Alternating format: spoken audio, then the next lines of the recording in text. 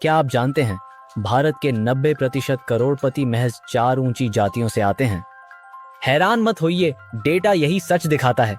वहीं SC ST समुदाय, जो देश की 25% आबादी है, उनके पास कुल व्यवसाय का सिर्फ 5 से 7% हिस्सा है।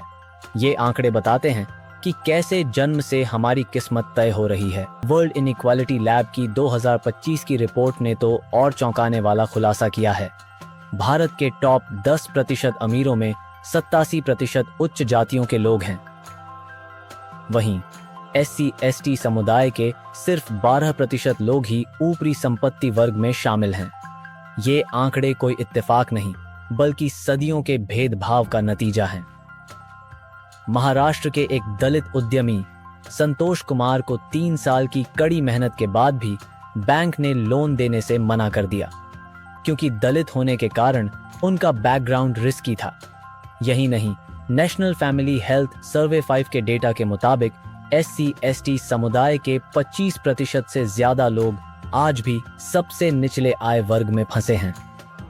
क्या यही है हमारी मेरिटोक्रेसी? अगर शिक्षा तक पहुंच की बात करें तो नीति आयोग की एक रिपोर्ट बताती है कि एससी एसटी छात्रों में उच्च शिक्षा तक पहुंचने की दर सामान्य वर्ग के मुकाबले 40% कम है।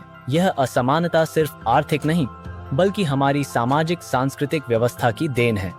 उदाहरण के लिए, देश के टॉप कॉर्पोरेट बोर्ड्स में एससी एसटी समुदाय का प्रतिनिधित्व महज 2% है।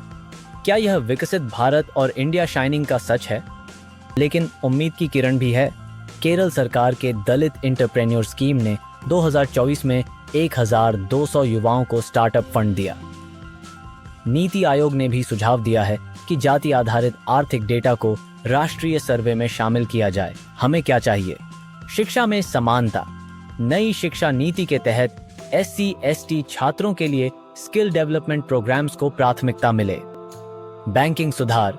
दलित उद्यमियों के लिए लोन प्रोसेस में जातिगत पूर्वाग्रह को पूरी तरह खत्म किया जाए।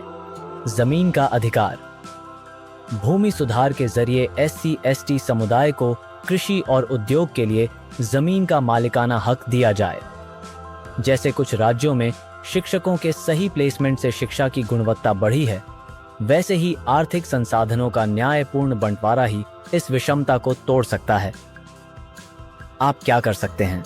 अपने आसपास के दलित उद्यमियों को सपोर्ट करें और सरकारी योजनाओं के बारे में जागरूकता फैलाएं। सवाल ये नहीं कि आरक्षण कब तक, सवाल ये है कि जन्म के आधार पर अवसरों की ये लूट कब तक। अगर आपको लगता है कि टैलेंट की कोई जाति नहीं होती, तो कमेंट में लिखिए #meritnotcast। और हाँ, अगली बार जब कोई कहे कि जाति अब मायने नहीं रखती, तो उन्हें यह वीडियो जरूर शेयर करें।